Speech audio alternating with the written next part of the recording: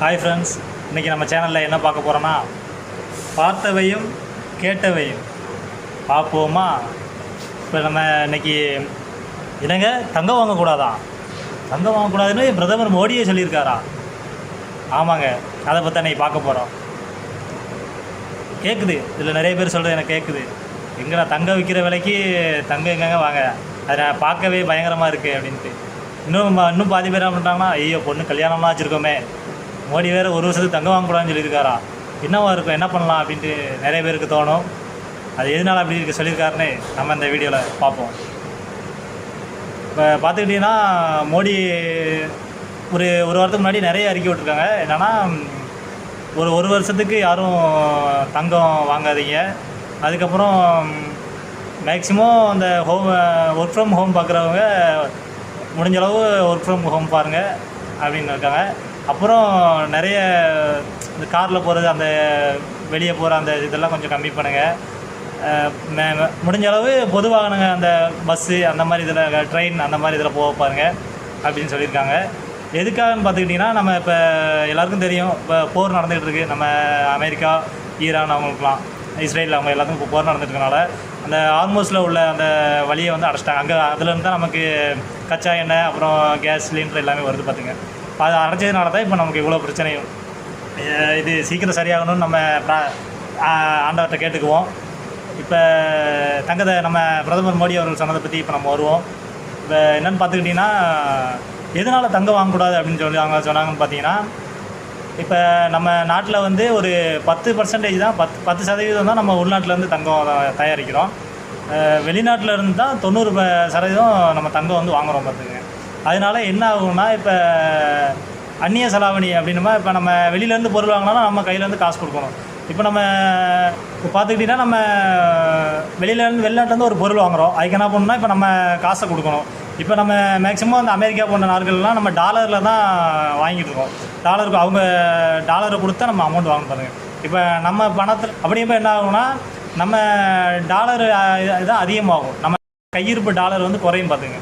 இப்போ கையிருப்பு டாலர் குறையிறதுனால இப்போ நமக்கு அதிகமான தேவை என்ன, இப்போ போர் நடக்கிறனால நம்ம தேவை வந்து கச்சா எண்ணெய், பெட்ரோல் அதெல்லாம் இப்போ தேவை பார்த்துங்க. இப்போ பெட்ரோல் தேவைனால இப்போ பெட்ரோல் விலை அதிகமாகுது. பெட்ரோல் விலை இல்லாதனால எல்லா பொருட்களும், இப்போ வாகனங்கள், நம்ம இப்போ காய்கறி பொருட்கள்லேருந்து எல்லாமே கொஞ்சம் கொஞ்சம் இப்போ ரேட்டு கூட ஆரம்பிக்குது. பெட்ரோல் லிட்டர்லாம் ரேட்டு கூடுங்கிறாங்க.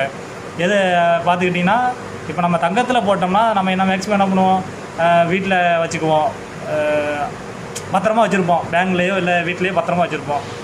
அதிகபட்சம்னா கொஞ்சம் செலவுகளுக்கு யூஸ் பண்ணுவோம் தவிர, மற்ற எல்லாம் பேங்க்கில் பாதுகாப்பாக தான் வச்சுருமே தவிர வேறு எதுவும் யூஸ் பண்ண மாட்டோம். இதே நம்ம அதை வந்து ஏதாவது ஒரு பொருள், நம்ம இந்திய பொருட்கள் வாங்குறதுல இல்லை ஒரு தொழிலில் இன்வெஸ்ட் பண்ணோம்னா, அந்த இப்போ இது வந்து பணம் வந்து அப்படியே நம்ம இப்போ நம்ம வெளியே எக்ஸ்போர்ட் பண்ணும்போது நம்ம பணம் அங்கே வெளியே போகும், வெளியே பணம் உள்ளே வரும். அதனால் நமக்கு ஒரு லாபம் இருக்கும், நம்ம பணம் அதிகமாகும். இப்போ நம்ம பணத்தை மாற்றி நம்ம வெளியில் கொடுக்கும்போது என்ன ஆகும்னா, நம்ம அந்நிய செலாவணி கையிருப்பு வந்து குறையும். இப்போ நம்ம வந்து கச்சா எண்ணெய் இப்போ வெளிநாட்டில் இருந்து தான் வாங்கிட்டு இருக்கோம். கச்சா எண்ணெய் அந்த போர் நடக்கிறனால கச்சா எண்ணெயோட அமௌண்ட் வந்து இப்போ கூடிட்டு ரொம்ப ஏறிக்கிட்டே போகுது. அதனால நம்ம கச்சா எண்ணெயுமே என்ன பண்ணுறோம்னா, இப்போ டாலரை கொடுத்தா நம்ம வாங்க வேண்டியது இருக்குது. வெளிநாட்டில் கூட வச்சுருக்கோம்னா டாலர் கொடுத்தா வாங்கணும். அப்படிங்கும்போது நம்ம அந்த டாலரோட மதிப்பு வந்து கையிருப்பு குறைஞ்சிக்கிட்டே போணுச்சுன்னா என்ன பண்ணுவோம், அந்த கச்சா எண்ணெய் நம்ம வாங்கும்போது இந்த டாலர் வாங்குவோமா, இப்போ நம்ம நகை வாங்கும்போது அந்த டாலர் கொடுத்து வாங்குவோம். இப்போ கொஞ்சம் டாலர் நம்ம கையில் இருக்குது, அந்த கொஞ்சம் டாலரில் பாதி இது இங்கே நகைக்கு கொடுத்தோம்னா பாதி டாலரு நம்ம கச்சா எண்ணெய் கொடுக்க வேண்டியிருக்கும். நம்ம இப்போ அதிகமான தேவை என்னென்னு பார்த்துக்கிட்டிங்கன்னா, பெட்ரோலு, சாப்பாட்டுக்கு தேவைகள், முக்கியமான தேவைகள் என்னென்னா அதுக்கு தான் நம்ம செலவு. இப்போ கச்சா எண்ணெய் தான் நமக்கு முக்கியமான தேவை. அதனால நம்ம பிரதமர் மோடி அவர்கள் எதுக்காக சொல்லியிருக்காங்கன்னா, இப்போ நம்ம நகையை வாங்குறதை விட அந்த அந்நிய செலாவணி அமௌண்ட்டு குறையிறதுனால தான் நம்ம இப்போ அந்த இன்வெஸ்ட்மெண்ட் இதில் பண்ணோம்னா நம்ம அந்நிய செலாவணிய மதிப்பை நம்ம கொஞ்சம் இதில் யூஸ் பண்ணிக்கலாம்ல, அதனால் அப்படி சொல்லியிருக்காங்க. அதுக்கப்புறம் எதுக்காக நம்ம மேக்ஸிமம் வீட்டிலேருந்து ஒர்க் பண்ண சொல்லியிருக்காங்கன்னா, பெட்ரோல் டீசல் விலையை நம்ம இருப்பு வந்து கொஞ்சம் தான் வச்சுருக்கோம் பார்த்துங்க. ஒரு அளவு கெப்பாசிட்டி, ஒரு 3 மாதம் அந்த மாதிரி தாங்குகிற அளவு நம்ம கெப்பாசிட்டி இருக்குது. அது போக நம்ம வெளிநாட்டுகளுக்கு வாங்கிக்கிட்டு இருக்கோம். இப்போ நம்ம வாங்குகிற செலவுகளை நம்ம கொஞ்சம் கம்மி பண்ணிக்கிட்டோம்னா போக வரும் காலங்காலத்தில் நம்ம கொஞ்சம் சிக்கனமாக இருந்துக்கலாம்ல.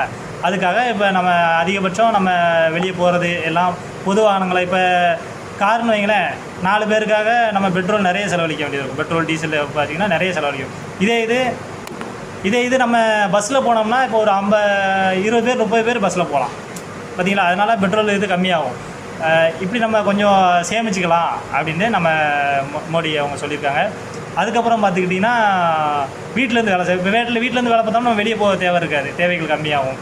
அதுக்கப்புறம் அடுத்து என்ன சொல்லியிருக்காங்கன்னா மேக்ஸிமம் ஈவி கார் அந்த மாதிரி இதை கரண்டில் யூஸ் பண்ணுற இதை யூஸ் பண்ண சொல்லியிருக்காங்க. அதுக்கப்புறம் என்ன சொல்லியிருக்காங்கன்னு பார்த்தீங்கன்னா அந்த கான்வாய்ன்னு சொல்லுவாங்கள்ல, அந்த அவங்க பின்னாடி வர்ற அந்த வண்டிலாம் இருக்குல்ல, அதெல்லாம் கொஞ்சம் கம்மி பண்ணிக்கிட்டாங்களாம். நிறைய வண்டி போகிறத கொஞ்சம் கம்மி பண்ணி பெட்ரோல் செலவு மிச்சப்படுத்திருக்காங்களா. அது மாதிரி நம்ம பக்கத்து நாட்டு முதலமைச்சர்கள் நிறைய பேர் இந்த மாதிரி பண்ணியிருக்காங்களா. அவங்க வண்டியெலாம் சுருக்கி ஒரு முதலமைச்சர் வந்து என்ன பண்ணுறாங்கன்னா பைக்லேயே போய் அமைச்சரவைக்கு பைக்கில் போயிருக்காங்களாம். இந்த மாதிரி நிறைய பேர் இது பண்ணும்போது நம்மளும் அவங்களுக்காக கொஞ்சம் நம்ம நாட்டுக்காக கொஞ்சம் இதெல்லாம் ஃபாலோ பண்ணால் கொஞ்சம் நல்லாயிருக்கும் அப்படின்னு தான் நம்ம மோடியோட சொல்லியிருக்காங்க. நம்மளும் அதை ஃபாலோ பண்ணுவோம். யாரும் இதை பயப்பட வேணாம், எல்லாம் சரியாகும்.